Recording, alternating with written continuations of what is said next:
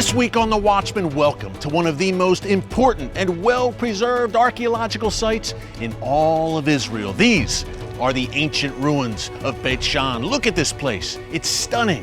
And our good friend Danny the Digger Herman is back to share with us why this city was so important during the Old Testament and the New Testament periods of your Bible, from the death of King Saul and his sons on to the time of Jesus, when this was a major Roman city, and then disaster struck. It's a story of triumph, of tragedy, of restoration. It's the story of Beit She'an. This week on The Watchman, only with Christians United for Israel, and only right here on TBN.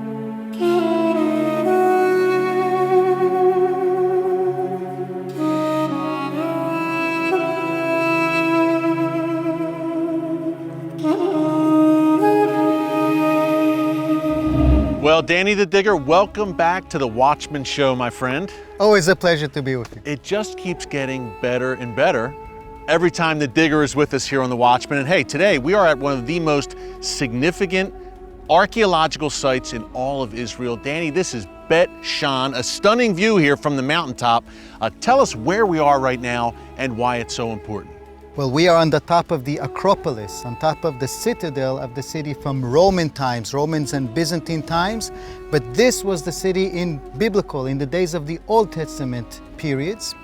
And this is quite a significant place indeed. First of all, we're in the heart of the northern part of Israel, at the eastern end of the Jezreel Valley. The Jordan Valley is behind us. This city sits on a major junction of trade routes. You've got abundance of water going down through the stream of Harod beneath you, springs erupting at the foothills of the Gilboa Mountains, land that could be cultivated here. In fact, I grew up in this area working in the cotton fields. Yeah, you grew up in a kibbutz not far from here. Just 7 kilometers away. My childhood was also operating the irrigation system of the cotton fields from the water. Your old stomping grounds here. Yes, also. Yeah. And the hill gives you protection. This place is ideal for human inhabitation in ancient times. And the inhabitation goes back, what, 6,000 years, perhaps? From Chalcolithic age, one of those prehistorical periods. But the main period of interest here from a biblical point of view is the time of the last period of the Canaanites. Yeah. And the days of the Philistines fighting the Israelites. Now, Danny, this is one of the oldest continuously inhabited cities in the world, up there with Jericho, Damascus, and Jerusalem. Jerusalem, yes. It's really an exception because it always gave those benefits of protection, of water, of land to cultivate, and the trade routes. It's got it all, and the Egyptians saw that. For a time, the Egyptians controlled this area. Then the Canaanites. Yeah. And then the Philistines, the arch enemy of the Israelites. Yes, this is a period, the 12th century is the time that the Canaanites are declining, and the New World Order is different other ethnic groups, the Gileadites, the Moabites, the Ammonites. And here we hear of the Philistines. The Philistines, who really mastered the southern coastal plain, even have some influence over here, have some military presence. And Saul and the Israelites being formed on the mountains are confronting them. This is very interesting, Danny, because the Philistines were in what today is called the Gaza area and Ashkelon, Ashdod, like you said, the coast. But they were growing so strong that they made their way here to Beit She'an, which is a ways from that area. A pretty long distance. Yeah. It looks like they had an interest to try to connect to Mesopotamia, or at least to the trade routes to Damascus and Mesopotamia. And we're not that far from Galilee, by the way, either. It's just around the corner. Yeah, it's a short drive to the Sea of Galilee. Yes, and the Israelites are formed mostly in the mountains of Judea and Samaria, so they are afraid of them. And Saul is trying to confront them, but he knows that in the Jezreel Valley, the Philistines had an advantage of the chariots. So he tries to trap them up to the mountains. And Mount Gilboa, here behind us, will play a major role, the place of the battle. We know it from the Bible very well. He manages to trap them to go up the mountains, and still they are victorious. The Philistines are victorious. Let's read the text, okay? In the first book of Samuel, at the very end of it, it tells us the following. Now the Philistines fought against Israel, and the men of Israel fled from before the Philistines and fell slain on Mount Gilboa. Then the Philistines followed hard after Saul and his sons, and the Philistines killed Jonathan, Avinadav, and Malchishua, Saul's sons. So Saul is trying to trap the Philistines into an area where they will lose their advantage of using their chariots. Up in the mountains, it's much harder to fight with a chariot. And although he manages to lead them into a battle on the Gilboa, he still loses. And the Philistines, again, were the Israelites' arch enemy, Danny. I mean, this was a long-running feud between the Israelites and the Philistines, and you could see why Beit She'an was so strategic for the Philistines to hold and possess. This was an area where they could make further incursions into Israel and attack the Israelites from. Definitely. And the loss, even on the mountains, was a big defeat, so much that Saul wanted to kill himself. He asked his armor bearer to kill him. He refused, so Saul falls on his sword. And the following day, the Philistines go through the bodies of the battle, and they find the body of Saul and his sons. So Saul's killed, his 3 sons are killed, including Jonathan, who was David's best friend. Indeed. And they chop his head off, and they hang his headless body on the walls of Beit She'an. Right here where we Right here where we're standing. This is where King Saul was hung by his fierce enemy, hated enemy, the Philistines. His headless corpse. Right here. But don't try to look for it, because the following sentence tells us of the friends of the Israelites, the Giladites, who come and take the body off and burn it and bury it in a proper way in the Gilad. So the remains of Saul are somewhere over there on the other side of the Jordan Valley. Again, not far from where we're standing, Danny. And the Philistines, again, Saul ran himself through. The Bible says he ultimately killed himself. He was mortally wounded, but he couldn't stand the shame of being killed by the uncircumcised enemy, the Philistines. But I would think that the Philistines hung that headless body here of King Saul as a sign of intimidation, psychological warfare, I guess, against the Israelites. Public humiliation. Here's what's left of your king, indeed. Now the question is, can archaeology actually track those walls? The body isn't here, but the walls, maybe archaeology could find evidence of that. And that's exactly what brought an American university here in the 1920s. They started peeling the top of the mountain here. This is the University of Pennsylvania. In the 1980s and 90s, a team from the Hebrew University worked here as well. They made very interesting discoveries. The walls themselves are still kind of hiding somewhere around here. We haven't found clear evidence of it, but maybe a third expedition will find those remains. But this is the site. So a tragic ending for King Saul. You know, Danny, his career began with such promise. He was anointed the first king of Israel. The Bible tells us he went down a wrong path, did King Saul, and it ended in disaster. But the Philistines held this area. Saul was disgraced, killed himself, hung. But King David avenged that. And tell us more about that. He came to Beit She'an later on. He was in a way a political opposition to Saul. Of course, Saul tried to kill him.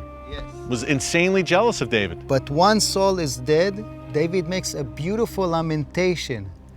We read some of this lamentation to this day in Israeli military cemeteries. The beauty of Israel is slain on your high places. How the mighty have fallen. Tell it not in Gath, proclaim it not in the streets of Ashkelon. Lest the daughters of the Philistines rejoice, lest the daughters of the uncircumcised triumph. And then he curses also the mountain for what it encountered. O mountains of Gilboa, let there be no dew, no rain upon you, nor fields of offerings. Look, the mountains of Gilboa are pretty barren. It looks pretty barren today. So God heard King David's prayers, soon to be King David, we should say.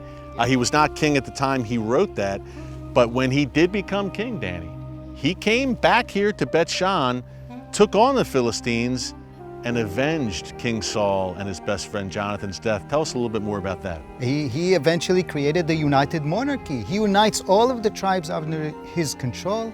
He creates Jerusalem now as the new capital of the united monarchy, the administrative and the religious center. And Beit She'an was part of that kingdom, the United Kingdom of Israel. Totally. So David did get his revenge. The Philistines were defeated and eventually pushed out of here. Yeah. And some 200 years later, the Assyrians completely wiped them out and the whole Philistine culture disappeared. Okay, no one I will speaks bless the- those who bless you. I will curse those who curse you. No one cursed the Israelites more than the Philistines, and they're gone from the pages of history today. So Danny, from a biblical perspective, this site is obviously famous for the death of King Saul, his body hanged again from the walls of Beit She'an, but a really rich New Testament history here as well, and really I would say probably was thriving during that period more than any other time. Totally. Just look beneath you here in the valley, what a big Roman Byzantine city has been exposed. Yeah. And some of it is the city where Jesus walked. Yeah, we're going to talk about that. This is fun because these are some of the most famous, I'd say, Roman ruins in the world. A stunning archaeological find here, an excavation, and we're going to be able to walk through them right now and talk a little New Testament. Danny, Sure. Lead the way. Every year, the Christians United for Israel Washington Summit gets bigger, better, and more powerful. I have faith that with God's help, and with the men and women gathered here, with all those who cherish Israel, and with President Donald Trump in the White House, the best days for Israel and for America together are yet to come. What's amazing about Christians United for Israel is not just the power of your voice, it's also the importance of the cause you have dedicated your voice to. Standing up against this global pressure campaign on Israel and the Jewish people goes to the heart of our friendship and the heart of America. And the tip of the spear is Christians United for Israel. Join Pastor Hagee and top leaders from Israel and America this July for the 2019 CUFI Washington Summit. Register now at www.cufi.org/summit.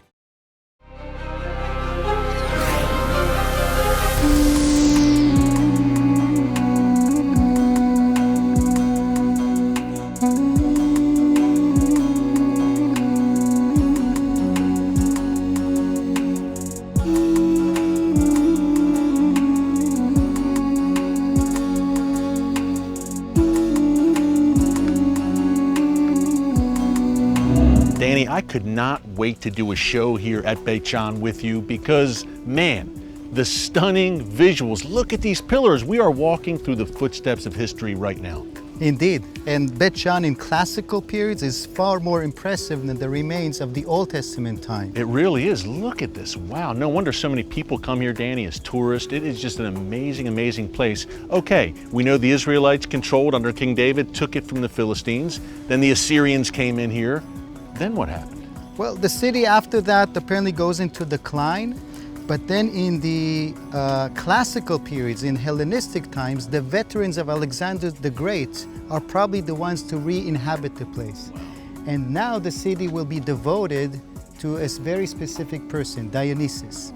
The Greek god Dionysus. Yes, the god of wine, of religious ecstasy, and you can tell that it's him because of the cluster of grapes decorating his head. Okay, so the Greeks control it, but then it gets really interesting and really big when the Romans come in. Indeed. And the pavement you're walking on is a result of the Roman takeover. In the 2nd century especially, the Romans will put a lot of money to beautify and enlarge the city. And the city will continue to thrive into Byzantine period, and evidence of that can be seen both on where we're walking, and a clear evidence of who paid for this was actually found on a mosaic floor that is part of the decoration of the pedestrian street.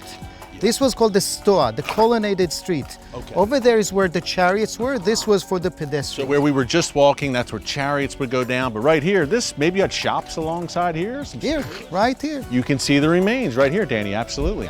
But here we have a unique piece of evidence of who paid, at least for the pavement of this street. It is Palladius Porphyrius, the Megalos Hegomenos, who paid for the creation of the Stoas, Kai Psephos, and the mosaic. This is a very well-preserved mosaic, by the way. 2,000 years old. Quite a few. We have, I don't know, over 50 ancient inscriptions, all of them in Greek, by the way, showing how pagan and Greek this city was. So under Rome, this place was rocking. It was thriving. It was part of the Decapolis. Tell us what the Decapolis, I think I'm pronouncing it right. Tell it what it was. Decapolis, 10 cities. It was a league of 10 cities that were pagan in nature and supported by the Romans. And it was already a treaty that was inactive in the days of Jesus. The New Testament mentions Jesus living in the Galilee, but operating also in the Decapolis. We know for sure that he at least twice walked in this area. Once when he is going through the Jordan Valley to the baptism site at the end of the Jordan River. Sure. And the second time when he goes up to Jerusalem. He walks through the Jordan Valley all the way down to Jericho, and from there he climbs up to Jerusalem. Gotcha. Okay, so he may have actually walked not on this pavement, but on the street that existed here in his time.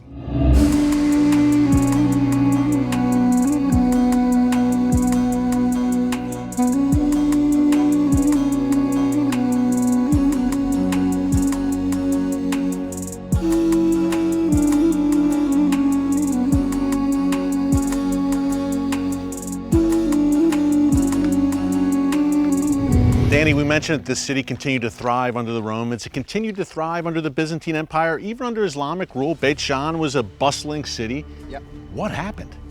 You see the rows of pillars over there falling in the same direction? Sure. January 749. On that day, probably in the morning hours, the earth shakes in a catastrophic way. We are on the seam of two tectonic plates, and that causes occasional earthquakes. But that specific earthquake was an unprecedented scale, and the whole city basically fell flat on its face. Wow, you can see the pillars that are erect right now, by the way, they were restored. Yes. This was all leveled. All these pillars were on the ground when this site was uncovered. Yes, but right behind you over here is one column of a giant monument, one out of 4 columns that decorated the entrance of some Roman monument. And it fell again in the same direction as all the others. It broke in two, and the capital of it is now on its head. Wow. Okay? Danny, this was utter devastation. This once very important, very alive city was dead, flattened in one day. Yes. The Ministry of Tourism of Israel markets the site as the Pompeii of the East, a big bustling city that is knocked down not by the Vesuvius but by an earthquake. Wow, so it lied dormant for some time, I'm guessing. And only in the 1980s they started a big project of exposing all of this, and then the tourists started coming. But maybe the crown jewel of Beit She'an is the ancient Roman theater here. Yes. At the southern end of the city is a very well-preserved theater. It's now actually used also for public shows. Let's take a look at that. Let's go, lead the way, my friend. Israel faces growing threats on all sides. Hezbollah, ISIS, Iran, and Hamas never cease their attacks. But God has raised Kufi up at this moment in history to stand between Israel and those who seek to destroy the Jewish state. Israel's enemies are on the move. As dark clouds gather on the horizon, tell the world you proudly stand with Israel. Be a courageous voice for biblical unity and moral clarity when you join Christians United for Israel. Show your love for the people of Zion with this beautiful symbol of unending support for Israel. Wear the pen and join Kufi, a movement of over 5 million defenders of Israel. Call the number on your screen or visit kufi.org/pen to receive your pen that will show your proud support for the special bond between Israel and America.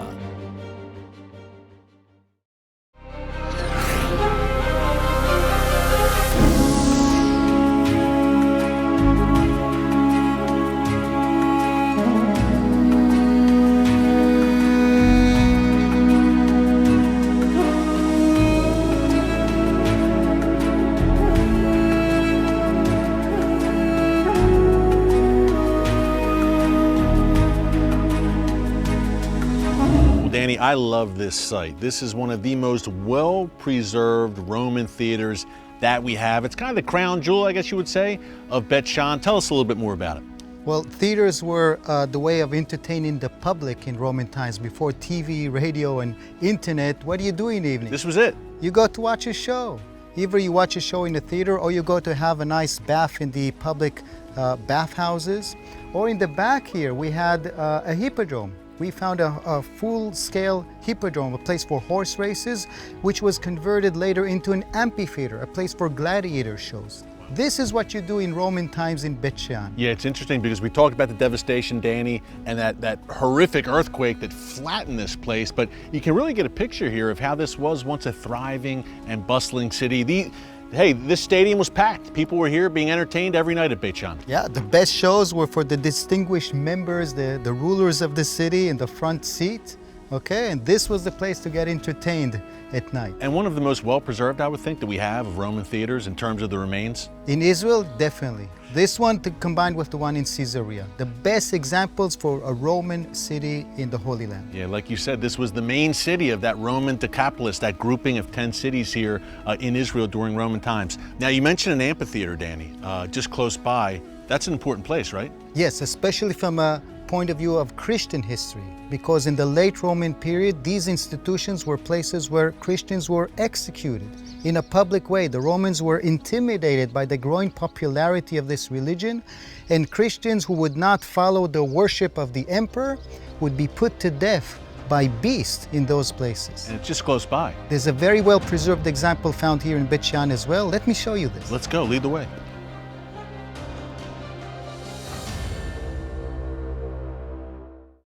Hey everyone, Erick Stakelbeck here. I want you to join me in Washington, D.C. this July for the premier pro-Israel event in the United States. The 14th annual CUFI Washington Summit will be held on July 7th, 8th, and 9th at the D.C. Convention Center, and it will be our biggest and best yet. Thousands of pro-Israel Christians will join together and lift their voices in the nation's capital for Zion's sake.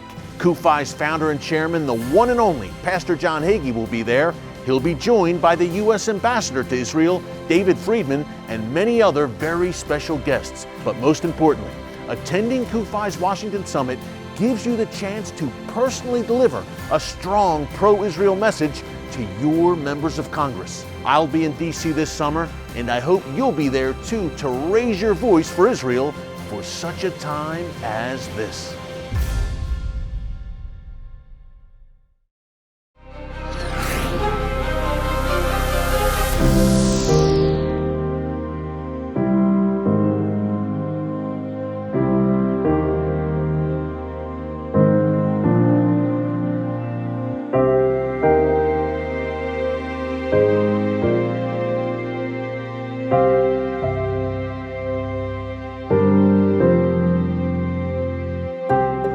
Danny, as you were telling us, this was a very important place at the time when Beit She'an was a thriving Roman city, but a pretty sinister background to where we're standing right now. Tell us about it. This is an amphitheater, a theater attached to another one, which is for a sole purpose, to put people to death in a very creative way. Okay, Romans were experts on cruelty, and this was one of the ways to execute people in a public way. You throw them into this arena. Arena, by the way, literally means in Latin sand. All of this was filled up with sand, so when the people are dying in the battle, the sand will absorb the blood. Wow. Out of these doors, Danny, like the movie Gladiator, you and I were talking about it off camera, out of these doors came gladiators, lions, and unfortunately, right in the middle where we're standing right now, there were probably Christians who met a very grisly end. Yes, people fighting. Because of their faith. And the end was known. They were doomed to die one way or another.